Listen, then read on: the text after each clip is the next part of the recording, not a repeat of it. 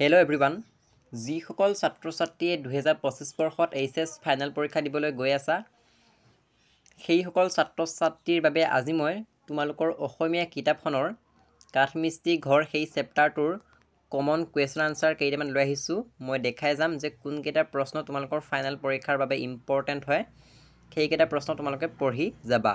গতিকে ভিডিঅ'টো স্কিপ নকৰাকৈ আৰম্ভণিৰ পৰা শেষলৈকে চাই যাবা। প্ৰথম প্ৰশ্নটো হ'ল কাঠমিস্ত্ৰী ঘৰ কবিতাটো কিমান চনত ৰচিত হৈছিল? এইটো প্ৰশ্ন মষ্ট ইম্পৰ্টেণ্ট হয়। ইয়াৰ উত্তৰটো হ'ব 1939 চনত। আৰু কাঠমিস্ত্ৰী ঘৰ কবিতাটিৰ ৰাইটাৰগৰাকীৰ নাম তোমালোকে চাই যাবা। 2 নম্বৰ প্ৰশ্নটো হ'ল কবি ধীৰেন্দ্ৰ চন্দ্ৰ দত্তৰ এখন কবিতা পুথিৰ নাম লিখা। উত্তৰটো হ'ব অভিযান। 3 নম্বৰ প্ৰশ্নটো হ'ল কবিতাটিত প্ৰবাল দ্বীপৰ শৃংগৰ দৰে বুলি কিহৰ কথা কোৱা হৈছে? উত্তৰটো হ'ব কবিতাটিত প্ৰবাল দ্বীপৰ শৃংগৰ দৰে বুলি কাঠমিস্ত্ৰীসকলে তৈয়াৰ কৰি উলিওৱা আচবাবসমূহৰ কথা কোৱা হৈছে। 4 নম্বৰ প্ৰশ্নটো হ'ল কবিতাটিত উল্লেখ থকা বিশ্বশিল্পী কোন? উত্তৰটো হ'ব কাঠমিস্ত্ৰীসকল। কাঠমিস্ত্ৰীসকলে নিজৰ অধিকাৰ কেনেকৈ সাব্যস্ত কৰিব লাগে বুলি কবিতাটিত কোৱা হৈছে? উত্তৰটো হ'ব কাঠমিস্ত্ৰীসকলে বহুবল প্ৰয়োগ কৰি হ'লেও নিজ কৰ্মৰ অধিকাৰ সাব্যস্ত কৰিব লাগিব বুলি কবিতাটিত কোৱা হৈছে। এইটো মষ্ট ইম্পৰ্টেণ্ট কুৱেশ্যন হয়। কাঠমিস্ত্ৰীসকলে ব্যৱহাৰ কৰা সঁজুলিৰ নাম লিখিব দিছে, যেনে ৰান্দা আৰু বটালি। মষ্ট ইম্পৰ্টেণ্ট কুৱেশ্যন হয় 2 নম্বৰ বাবে। কাঠমিস্ত্ৰী ঘৰ কবিতাটিৰ বিষয়ে নৱকান্ত বৰুৱাই কি কৈছিল? এইটো ফাইনেল পৰীক্ষাত আহিব। উত্তৰটো হ'ব কাঠমিস্ত্ৰী ঘৰ কবিতাটিৰ বিষয়ে নৱকান্ত বৰুৱাই কৈছিল যে মোক যদি কোনোবাই 10টা শ্ৰেষ্ঠ কবিতাৰ নাম সোধে তাৰ মাজত এটা হ'ব কাঠমিস্ত্ৰী ঘৰ। গতিকে উত্তৰটো যেনে কৈছে ঠিক তেনেকৈ তোমালোকে মুখস্থ কৰিব লাগিব আৰু ঠিক এনেকৈয়ে লিখিব লাগিব। তোমালোকে যদি বনাই লিখা এইটো আনসাৰ তেনেহ'লে ভুল হ'ব। ইয়াত যেনেকৈ আছে উত্তৰটো ঠিক তেনেকৈ লিখিব লাগিব।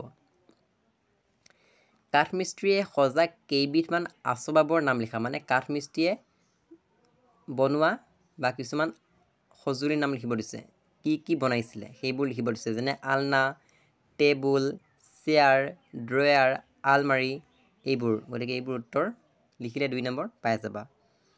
কাঠমিস্ত্ৰীয়ে কাৰ বাবে কাম কৰে বুলি কবিতাটিত কোৱা হৈছে? কাঠমিস্ত্ৰীয়ে সমাজৰ ধনী শ্ৰেণীটোৰ বাবে কাম কৰে বুলি কবিতাটিত কোৱা হৈছে। মষ্ট ইম্পৰ্টেণ্ট কুৱেশ্যন হয়। 5 নম্বৰটো ইম্পৰ্টেণ্ট হয় যে কবিয়ে কাঠমিস্ত্ৰীৰ লগতে আৰু কাক কাক নিজৰ অধিকাৰ কাঢ়ি ল'বলৈ কৈছে? উত্তৰটো দিয়া আছে, চাই ল'বা। লং কুৱেশ্যন 1 নম্বৰটো ইম্পৰ্টেণ্ট হয়, চাই ল'বা।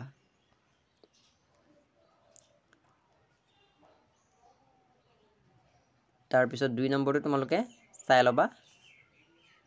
তোমালোকে যদি এই কবিতাটোৰ কনচেপ্টটো বুজি পোৱা প্ৰশ্ন যিয়ে নহওক বনাই লিখিবলৈ পাৰিবা। প্ৰসংগ সংগতি দৰ্শাই ব্যাখ্যা কৰা। ইয়াৰে তোমালোকে যিকোনো এটা চালেই কনচেপ্টটো বুজি ল'লেই তোমালোকে লিখিবলৈ পাৰিবা।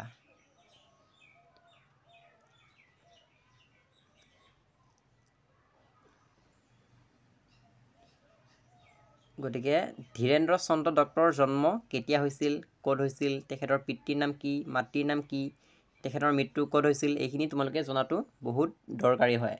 প্ৰতিজন ৰাইটাৰৰ নাম, জন্ম ক'ত হৈছিলে, মৃত্যু ক'ত হৈছিলে, তেখেতে ৰচনা কৰা গ্ৰন্থ, কবিতা পুথি, আত্মজীৱনী এইবোৰ তোমালোকৰ পৰীক্ষাত আহিব। গতিকে সেইবোৰ ভালদৰে চাবা। আৰু প্ৰতিটো লেচনৰ যদি তোমালোকে কনচেপ্টটো বুজি লোৱা, মূল ভাৱটো বুজি লোৱা, লং কুৱেশ্যন যিয়ে নাহক তোমালোকে বনাই লিখিব পাৰিবা। আৰু বনাই লিখিলেহে তোমালোকে অসমীয়া পৰীক্ষাত লেটাৰ মাৰ্কছ পাবলৈ সক্ষম হ'বা। গতিকে আজি ভিডিঅ'টো চাই কেনে লাগিলে কমেণ্ট বক্সত জনাবলৈ নাপাহৰিবা। মই তোমালোকৰ বাবে কমন কুৱেশ্যন আনসাৰ ইম্পৰ্টেণ্ট ভিডিঅ'বোৰ লৈ আহিম। ইয়াৰ পিছৰ পৰৱৰ্তী ভিডিঅ' তোমালোকক কোনটো ছাবজেক্টৰ লাগে জনাই দিবা। পলিটিকেলৰ লাগে নে, জিঅ'গ্ৰাফী লাগে নে, ইংলিছ লাগে নে, আছামিছ লাগে, তোমালোকে জনাই দিলেহে মই তাৰ ওপৰত ভিডিঅ' বনাবলৈ পাৰিম। গতিকে চেনেলটো যদি প্ৰথমবাৰৰ বাবে চাইছা ছাবস্ক্ৰাইব কৰি ল'বা, ভিডিঅ'টো এটা লাইক কৰি দিবা আৰু বন্ধু বান্ধৱীৰ সৈতে ভিডিঅ'টো শ্বেয়াৰ কৰি দিবা। ভিডিঅ'টো চোৱাৰ বাবে বহুত বহুত ধন্যবাদ।